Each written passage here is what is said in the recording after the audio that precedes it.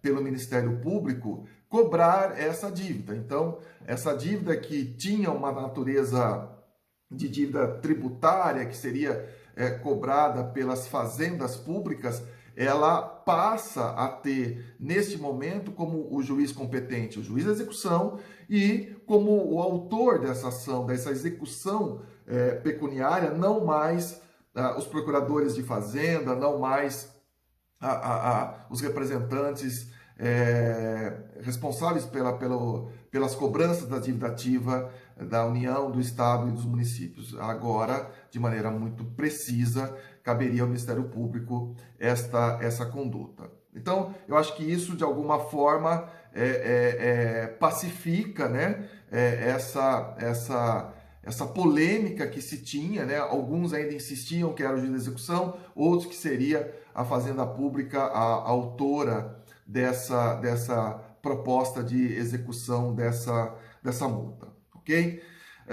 Tivemos uma outra alteração também bastante substancial e que isso sempre teve aí em debate, seja a questão das cláusulas pétreas, né, da prisão perpétua, da pena de morte, que em alguns momentos no país isso voltou a ser debatido, principalmente diante de alguns crimes hediondos, que foi o aumento do tempo máximo de cumprimento de pena, né? O artigo 75, ele dispunha que o tempo de cumprimento de pena privativa de liberdade não pode ser superior a 30 anos. Era assim a redação anterior. E o que nós tivemos de alteração agora com o pacote? O tempo de cumprimento das penas privativas de liberdade não podem ser superior a 40 anos. Então nós tivemos uma modificação elevando as penas de 30 para 40 anos.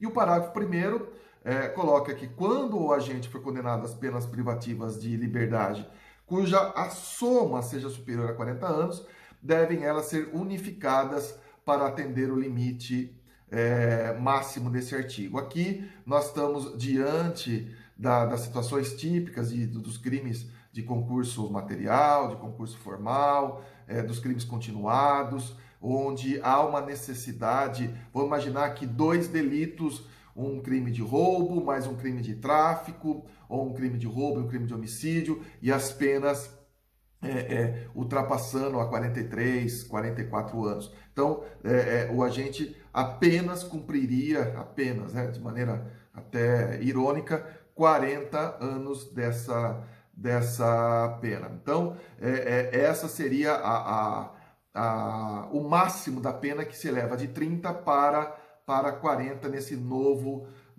patamar.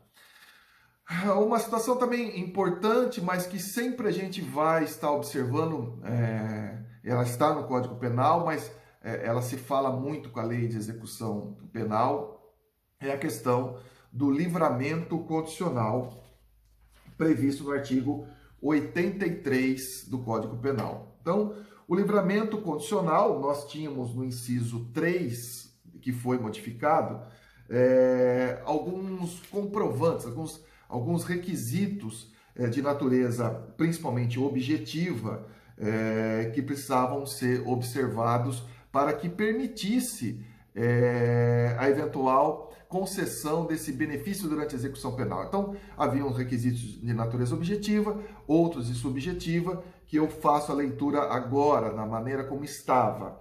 Comprovado o comportamento satisfatório, ou seja, o comportamento mediano, o comportamento regular, durante a execução da pena, bom desempenho no trabalho que lhe foi atribuído e aptidão para prover a própria subsistência mediante trabalho honesto, estaria preenchido, teoricamente, os requisitos de natureza objetiva e alguns com algum liame de natureza subjetiva. O que mudou?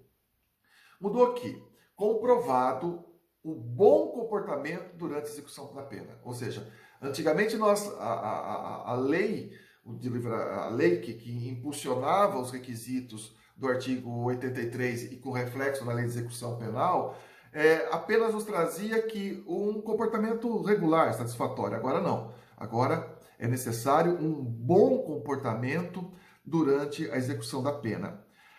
E o não cometimento de falta grave nos últimos 12 meses. Observa-se que esse item, ele não existia. E havia, olha, encontraram drogas na cela, encontraram celular na cela, houve briga no pátio, houve confusão, houve desacato aos agentes penitenciários. Então, eram situações que, ao regredir o regime, ao colocar uma falta grave, que poderia inclusive regredir o regime a depender da situação, ele muitas vezes não era a causa objetiva de impedimento para a concessão do livramento condicional. Agora, isso está muito explícito, muito claro na lei, que é a questão do não cometimento de falta grave. O bom desempenho no trabalho que foi lhe atribuído, a gente sabe que além do trabalho,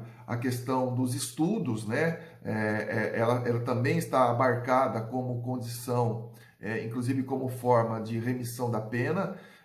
Então, onde se lê bom desempenho no trabalho que lhe foi atribuído, você também insere outras condições laborativas que estão previstas na lei de execução penal, e a aptidão para prover a própria subsistência mediante trabalho honesto, isso também já estava previsto. Então, nós podemos colocar como duas alterações mais robustas a questão do bom comportamento carcerário, que é uma condição, assim, às vezes até perigosa, né, subjetiva. Então, não há nem, assim, requisitos que devem ser preenchidos para catalogar como um bom desempenho. Fica muito mais a cargo da unidade prisional, do diretor do estabelecimento, esse atestado de bom comportamento carcerário, de bom comportamento prisional, porque não há nenhum parâmetro, né? Então, realmente, isso vai um pouco do bom senso, do subjetivismo, de você não ter cometido nenhuma irregularidade.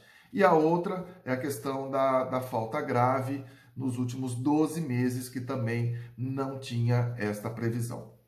É claro que, por força do livramento, das alterações do livramento condicional, o impacto é direto na lei de execução penal. Então, toda vez que quando o advogado, quando a gente se dirige ao juiz de execução penal para solicitar o benefício do livramento, amparado no artigo 112 da LEP, da Lei de Execução Penal, você sempre faz a remissão ao artigo 83 do Código Penal. Então, nós tivemos também essa alteração no 112 da LEP, que hoje traz que a pena privativa de liberdade será executada de forma progressiva, isso não se altera, com a transferência para o regime menos rigoroso, a ser determinado pelo juiz quando o preso tiver cumprido ao menos, e aí nós temos os requisitos que também foram modificados.